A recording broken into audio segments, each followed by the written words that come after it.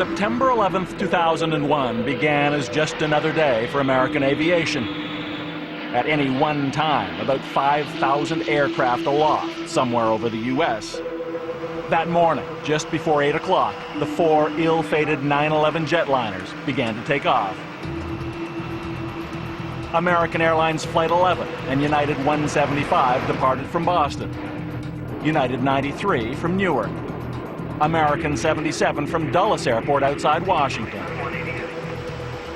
All tracked on radar by the Federal Aviation Administration's air traffic control. It seems reasonable to believe that the skies from Washington, D.C. to New York City are among the best defended airspace in the entire United States, if not well beyond.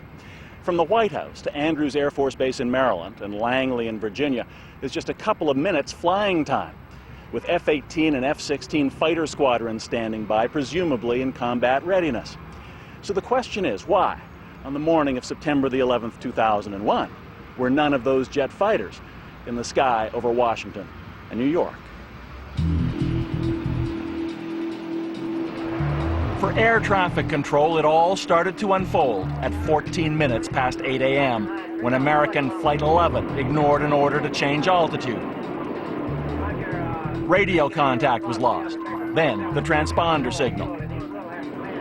Flight 11 was off course, heading for New York.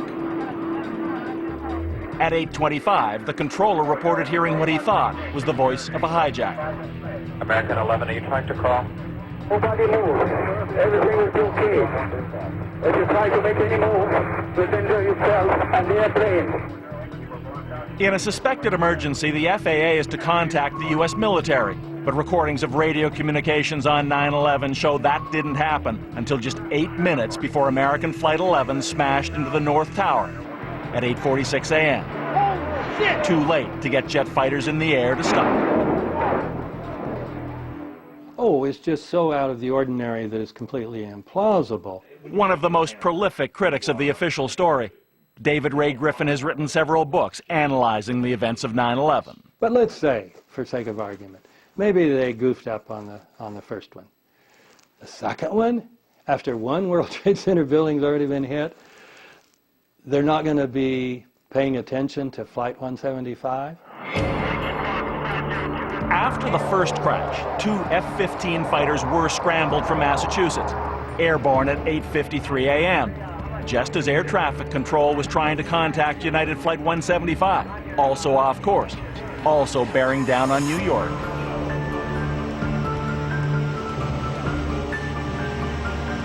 But controllers didn't inform the military about that second suspected hijacking until 10 minutes later, 9:03, just as United 175 tore into the upper floors of the South Tower. Those F-15s were still in a holding pattern, awaiting orders, about 180 kilometers away. They could have shot it out of the air. And particularly, if you've had one hijacked aircraft, apparently hijacked aircraft, crashing into a building, which could kill thousands of people. Sure, you would kill a few hundred people in a plane to bring it down, to prevent it from doing another attack. And absolutely, there was plenty of time they could have done that. But again, it didn't happen. On 9/11, Barry Zwicker was a media commentator in Toronto, watching the carnage unfold on TV and wondering where the jet fighters were. And so I'm saying, come on, U.S. Air Force. And I'm getting more and more agitated. And my wife says, for God's sake, calm down. And I say, wait a minute, this is impossible.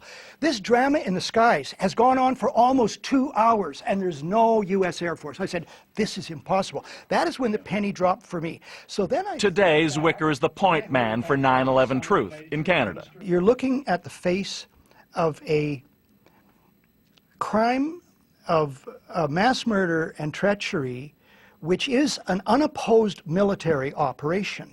So the outsiders don't know about it, and the insiders have all sorts of resources to carry it out. They kept saying, how come no one's looking into this? How come no one's answering these questions? How come no one's investigating this? So we did. But we're going to keep him in the shot. James Meggs is the editor-in-chief of Popular Mechanics, which for over a century has explained how things work, but nothing more daunting than 9/11 and questions like, where was the Air Force? It is hard for mere laymen to understand how the biggest, most extensive military in the world could not have got fighters in the air that morning faster than it did. You know, it's really interesting. The conspiracy theorists, one of the very common mistakes they make is what I call the myth of hypercompetence. They've seen too many movies. They have this idea that the minute a plane goes off course, 3, fighter jets are scrambled on its tail within seconds. It doesn't actually work that way. They're assuming that the air defenses were competent to fight this kind of threat. They weren't. They should have been better prepared for it. They should have thought about it. They should have trained for it. But they do train for it. That's all they train for. Not for planes originating inside the U.S. The air defense system was set up for outside threats, planes or missiles or other things coming in from overseas. Truthers believe it was all done to trigger invasions of Afghanistan and Iraq, and that popular mechanics was part of it. Before our report was even out, we began to get threats, and people began to jump to the conclusion that we were part of some giant conspiracy. And within hours of the magazine hitting the streets, there were articles posted on all kinds of alternative websites, basically accusing us of being in the CIA and all these things. And the people who are asking those questions are imagining some kind of government conspiracy that would involve the entire staffs of a half-dozen airports, the entire CIA, U.S. military, the entire journalistic establishment. Hundreds of thousands of people would be keeping this secret today. How credible is that? We've been pushed to the edge. Every September 11th since 2001, the Truth Movement descends on New York City Stops turning, never trust the bush unless it's burning. to share the latest intelligence and bolster morale. And like I always say, if you cannot make a change, then support those people exposing the lies and exposing the liars. On the American TV drama Rescue Me, actor Daniel Sunjata plays a New York firefighter, convinced the government was behind 9/11. It's disrespectful to the memories. No, dumbass. What's disrespectful is swallowing that spoon-fed Kool-Aid that's parading as the official account of 9/11 hook, line, and sinker. Like 99.9% of the people in this goddamn country. I am honoring the memories of those who were lost, okay? I'm honoring my brothers. My brothers by asking questions. Sunjata says it was only while researching his role that he became a 9/11 truth activist. Where the cognitive dissonance comes from people who just can't even entertain the possibility that depth of betrayal, that their government, that their own government, not the entire government, but a criminal faction within it, could have been responsible for murdering American civilians in order to advance a geostrategic agenda. And Craig Ranke has come from California to present findings about what he says really caused the death and destruction at the Pentagon on the morning of 9/11. The independent eyewitnesses on the scene saw what happened, and since there's no released live footage of the Pentagon attack, they're the only ones who know what really happened on that day. Questions remain because for all the security cameras trained on American Defense Headquarters, the visual record of the 9/11 attack is virtually non-existent. The Pentagon has only released a few frames of video, grainy and hard to make out, until the explosion.